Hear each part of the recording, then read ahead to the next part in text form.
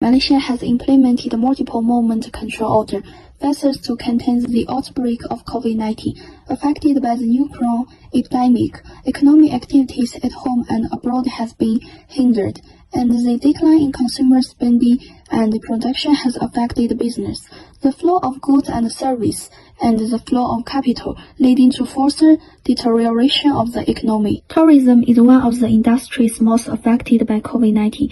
The number of tourists to tourist destinations in 2020 will be 100 million less than in 2019. At the same time, many manufacturing factories have closed, especially in the manufacturing industry, leading to supply shortage and inability to produce and distribute products, which has a great impact. Not only that, but other industries such as manufacturing-related commodity industries, supplies, export industries, retail and service industries are also deeply affected by COVID-19. Compared with 2019, the overall unemployment rate in 2020 is 4.5%, which is the highest unemployment rate since 1993. In the second quarter of 2020, Malaysia's unemployment rate was highest at 5.1%. In the fourth quarter of 2020, with the improvement of labor market conditions in October, the unemployment rate rose slightly to 4.8%, and it deteriorated in November and December due to the re-implementation of mobility restrictions. Since the fourth quarter of 2020, Malaysia's unemployment rate has remained at 4.8% for 3 consecutive quarters. Compared with the same period last year, the employment rate in the second quarter of 2021 is 0.3%, lower than the 5.1% in the second quarter of 2020. Now let's take a look at the Malaysian business cycle or economic cycle during the COVID-19 pandemic. The Malaysian economy contracted by 5.6% in 2020 and further deepened with recession late in the year due to the resurgence of the virus that came in many forms of variants. During this pandemic, Malaysia's economic crisis was felt in April 2020 when the government proposed a nationwide lockdown in response to the increased daily cases of COVID-19. The decline in GDP was the worst over 22 years since the Asian financial crisis.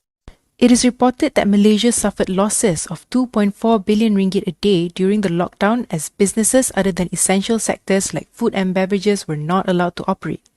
This has resulted in many businesses being forced to shut down due to their inability to gain revenues. Negara mengalami kerugian sebanyak 2.4 bilion ringgit sehari.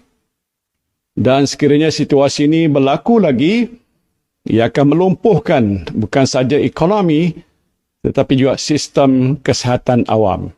The Malaysian currency reported depreciation by 6.1% by April 2020 from the average 4 ringgit and 10 cents per USD to 4 ringgit and 35 cents per USD. The purchasing power of the Malaysian citizen has declined following job terminations in the private sector as businesses had to cut operational costs during the economic crisis that was faced due to the pandemic. Many were left unemployed and there was an increasing trend of part-time delivery riders employees as food and beverages were one of the few sectors that were still surviving. We are also seeing a shift in the business operation as businesses are now going online or e-commerce as store owners are not able to pay their rental fees due to decline in walk-in customers. As of 2022, Malaysian economic analysts have forecasted an expansion period throughout the year with inclining GDP growth as many businesses are able to operate with mindsets of living with the COVID-19 and treating it as a flu. However, with new variants like Omicron on the rise, the tourism industry, which suffered great losses in 2020 and 2021, still have their guard. Causes of economic crisis. The first one is hyperinflation. Hyperinflation is a term to describe rapid, excessive, and out-of-control general price increase in an economy, while inflation is a measure of the pace of rising prices for goods and services. Hyperinflation is rapidly rising inflation, typically measuring more than 50% per month. Cause of hyperinflation, there is 2 causes, which is excessive money supply and loss of confidence in the economy or monetary system. The second one is stagflation. So, what is stagflation? actually. Stagflation is an economic condition with persistent high inflation combined with high unemployment and relatively stagnant demand for products. Let's take a closer look. Causes of stagflation are not well understood, but economists believe in link to a supply shock resulting in a rapid increase in prices or government policies that increase the money supply too quickly. Typically, high level of inflation are correlated with lower unemployment rates, but with stagflation, unemployment and inflation are high. A famous example of stagflation in modern economics is occurred in the 1970s and early 80s in the United States. The last one is stock market crash. A stock market crash is a rapid and often unanticipated drop in stock prices. A stock market crash can be a side effect of a major catastrophic event, economic crisis, or the collapse of a long-term speculative bubble. Reactionary public panic about a stock market crash can also be a major contributor to it, inducing panic selling that depresses prices even further. There are two ways of preventing a stock market crash.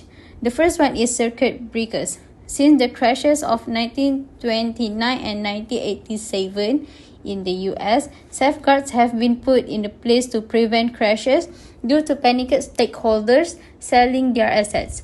Such safeguards include trading curbs or circuit breakers, which prevent any trade activity whatsoever for a certain period of time following a sharp decline in stock prices, in hope of stabilizing the market and preventing it from falling further. The second one is plunk protection. Market can also be stabilized by larger entities purchasing massive quantities of stocks, essentially setting an example for individual traders and curbing panic selling.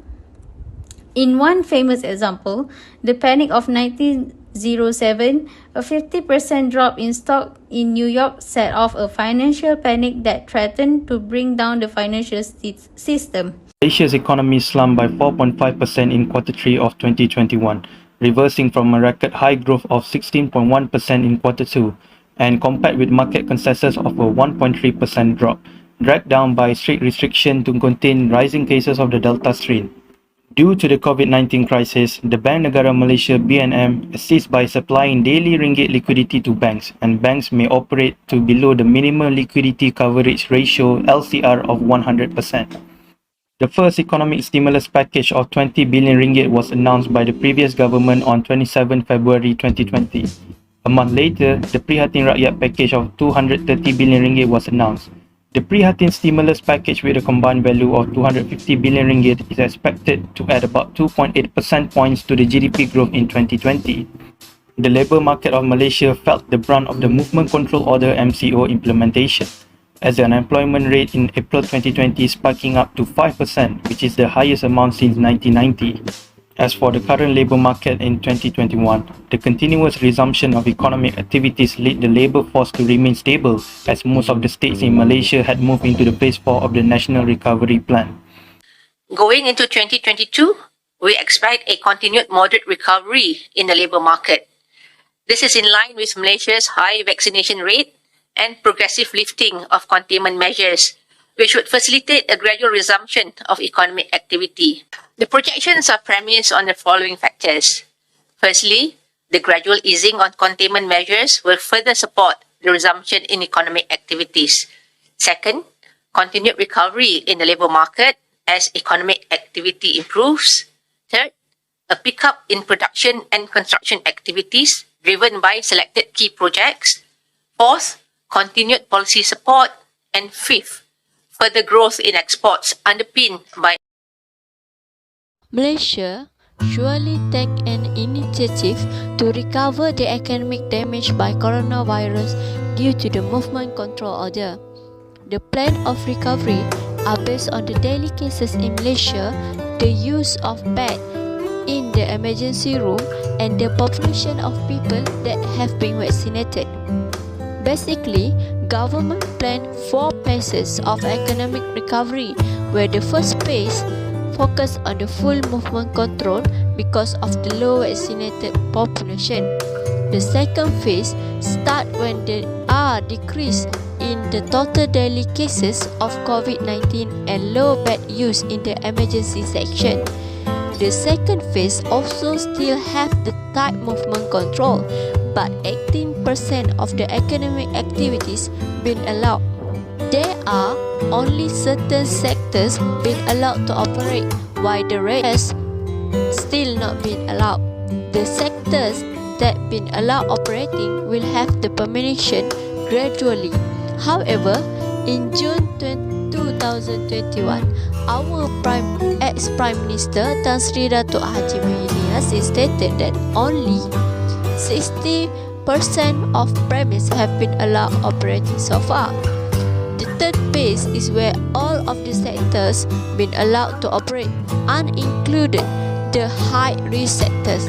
The ex-Prime Minister, he also stated that we can move to the next phase if 40% of the Malaysian population have been vaccinated and the rate of the COVID-19 cases decreased to 2,000 cases daily. It is estimated that will be achieved by the end of the December 2021. Lastly, the fourth phases can be achieved where the academic sectors is fully operating. However, we did change our Prime Minister on August 2021, where the new Prime Minister, Dato' Ismail Sabri, want to get economic fully operating immediately. As a result, we did fully operate all of the sectors in the economy until now, but still have basic disciplines such as wearing masks and gloves during the operating premise. Last but not least, there are some areas that still been guarded fully due to the rate of the cases, and education institutes still have been operating online.